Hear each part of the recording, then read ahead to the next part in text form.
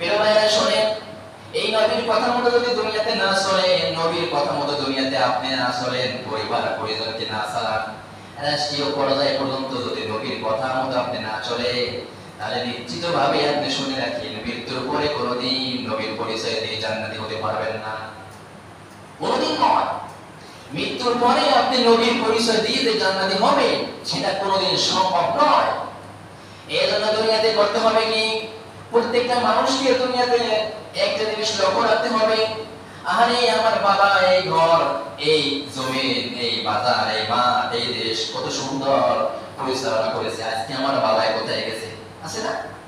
আমাদের পিতা মাতা যারা অনেকে বৃদ্ধ হয়ে গেছে, আমরা ছোট ছোট ছিলাম, আমাদের মুখে এখন দাঁড়িয়ে হয়েছে, আরে আবার কিছুদিন যদি দুনিয়াতে বেঁচে থাকি, এই দাড়ি কুচকুচে কাঁচা দাড়িগুলি পেকে সাদা হয়ে যাবে, আবার আমরা বিদ্যুতের কাতারে হয়ে যাব, বিদ্যুতের কাতারে হয়ে যাব। দাদু ভাই একদিন একটা কথা বলছিল যে হাই আফসোস, ছোটবেলায় দেখতাম আমার পিছনের সারিতে ছোট মানুষ গুড় করে পিছনে দুষ্টুমি করতে, দৌড়ে দৌড়ে করতো, কিন্তু এখন আমরা সামনের সারিতে এসে পৌঁছেছি। আহা, কি কথাটাই গুরুত্ব আছে কিনা? কথাটাই গুরুত্ব আছে কিনা প্রিয় ভাইরা? আমাদের দাদা দাদু বৃদ্ধ হয়ে গেছে, দাড়ি পেকে গেছে, শরীরের শক্তি আস্তে আস্তে শেষ হয়ে গেছে, চোখের দৃষ্টি আস্তে আস্তে নষ্ট হয়ে গেছে, শ্রবণ শক্তি নাই, হাতে শক্তি নাই, পায়ে শক্তি নাই, মাথায় শক্তি নাই, মেধা শক্তি নাই, কোনো কথা বলে মনে রাখতে পারে না, এক এক করে সব কিছু শেষ হয়ে গেছে প্রিয় ভাইরা। আল্লাহ বলছেন, গোলাম তুমি এখনো সোদাও, কবরের চিন্তা মনে করে এখনো তুমি তওবা করে আল্লাহর পথে চলে আসো, আল্লাহর পথে এখনো চলে আসো। প্রিয় ভাইরা, আল্লাহ পাক বলেছেন, ওয়া মানফিখা ফিস সূরি ফাসাইকা মান ফিস সামাওয়াতি ওয়া মান ফিল আরদি ইল্লা মান শাআল্লাহ। কবর তো শেষ হলো, কবরে রাখা হলো প্রশ্ন আমার দ্বারা সহজ হয়েছে কি কঠিন হয়েছে আমি জানি, আমার আমল জানে। এরপরে কবরের জিন্দেগি যখন শেষ হয়ে যাবে, আল্লাহ পাক বলবেন ফেরেশতাকে, ফেরেশতা সিংহায় ফুঁক দিয়ে দাও। সিংহায় যখন ফুঁক দিয়ে দেবে, যারা জীবিত আছে সকল প্রাণীগুলি, সারা বিশ্বের মধ্যে যত প্রাণী আছে সবাই বেহুশ হয়ে যাবে, সবাই বেহুশ হয়ে যাবে, কোনো মানুষ থাকবে না। শুধু ওখানে তাফসীরের মধ্যে বলা আছে যে আল্লাহ যাকে ইচ্ছা করে, অর্থাৎ সিংহে যখন ফুঁক দেওয়া হবে তখন প্রাণীগুলো সবাই বেহুশ হয়ে যাবে, আল্লাহ যাকে ইচ্ছা করেন তিনি ব্যতীত। এরপরে দ্বিতীয়বারে যখন আবার দ্বিতীয়বারে সিংহে ফুঁক দেওয়া হবে, সবাই হুঁশ হয়ে যাবে, সবাই হুঁশ হয়ে তাদের মেধার মধ্যে, মগজের মধ্যে এরকম একটা বিবেক বিবেচনা কাজ করতে থাকবে, আরে এমন একটা সময়ের কথা দুনিয়াতে বলা হয়েছিল, সেই সময়টা আমাদের সামনে এসেছে, আমাদের মালিকের কাছে যেতে হবে, হিসাবের জন্য মালিকের কাছে যেতে হবে, হিসাবের জন্য আমাদের মালিকের কাছে যেতে হবে, তিনি আমাদের মালিক, তার কাছে যেতে হবে। আর দুনিয়াতে যা কিছু করেছি, অর্জন করেছি, সব কিছু আল্লাহ পাকের নলেজে আছে, আর সেই নলেজ অনুযায়ী আর আমাদের আমলনামা অনুযায়ী আমাদের প্রত্যেক মানুষকে আল্লাহ পাকের হিসাবের কাঠগড়ায় দাঁড়াতে হবে। প্রত্যেকটা মানুষের আল্লাহ পাকের হিসাবের কাঠগড়ায় দাঁড়াতে হবে। বাবা, ونفخ في الصور فصعق من في السماوات ومن في الأرض إلا من شاء الله ثم نفخ فيه أخرى فإذا هم قيام ينظرون وأشرقت الأرض بنور ربها। প্রথম কি হলো? সিংহে ফুঁক দেওয়ার পরে মানুষ বেহুশ হয়ে গেল, দ্বিতীয়বারে দেওয়ার পরে তারা আবার হুঁশ হয়ে তারা সাধারণ মস্তিষ্কে ঠিক হলো।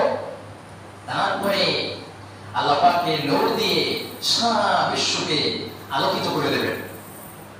ওয়াশরাকাতিল আরদু বিনূরি রাব্বিহা ওয়া উদিয়াল কিতাব। তারপরে কাজ কি? তারপরে কাজ হলো প্রত্যেকটা মানুষের সঙ্গে একটা খাতা আছে।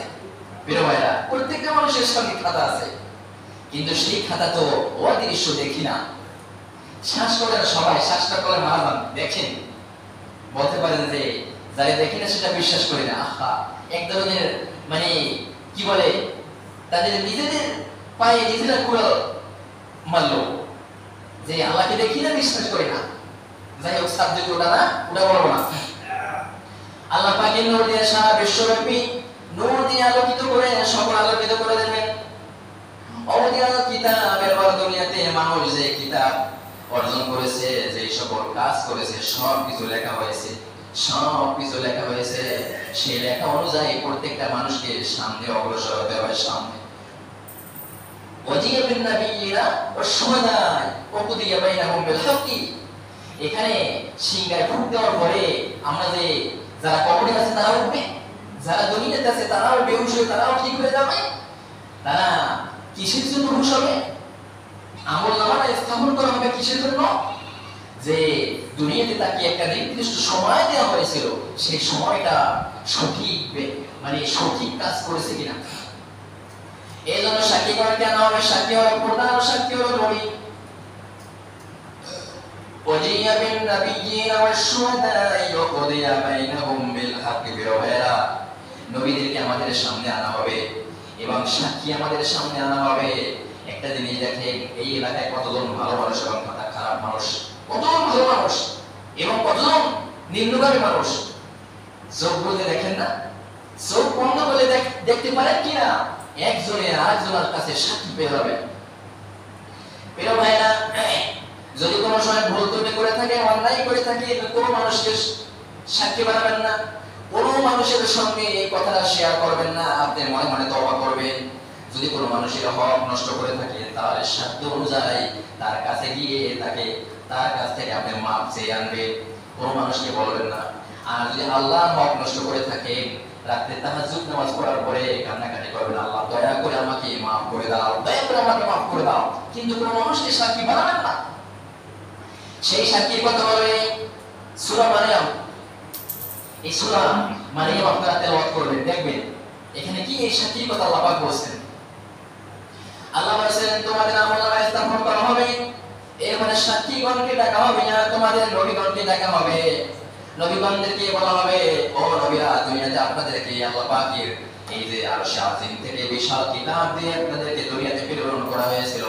আপনারা আপনাদের উম্মতের পড়তে এই সঠিকভাবে দাওয়াতগুলি পৌঁছাতে পেরেছেন কিনা? সঠিক দাওয়াত দিয়েছেন? নবীরা সবাই সেরে যাবে, সবাই বলবে হ্যাঁ অবশ্যই দিয়েছি, দাওয়াত দিয়েছি, সকলের কাছে কাছে গিয়ে দাওয়াত পৌঁছেছি। তখন নাই আমরা। এরপরে আমাদেরকে ডাকা হবে, বাপকে ডাকা হবে ছেলের জন্য, যে তোমার একজন ছেলে ছিল, তোমার মেয়ে ছিল, তোমার পরিবার পরিজন ছিল, এই তোমার ছেলে মেয়ে পরিবার পরিজনদেরকে দুনিয়াতে চালাইতে তোমার যা কিছু প্রয়োজন হয়েছে সব কিছু তুমি পরিপূর্ণভাবে ক্লিয়ার করেছো। এই ছেলে মেয়েদেরকে দিন শিক্ষা কেন দেওয়া হয়? আজকে হিসাব দাও আল্লাহর রাস্তায়, আল্লাহর কাছে হিসাব দাও।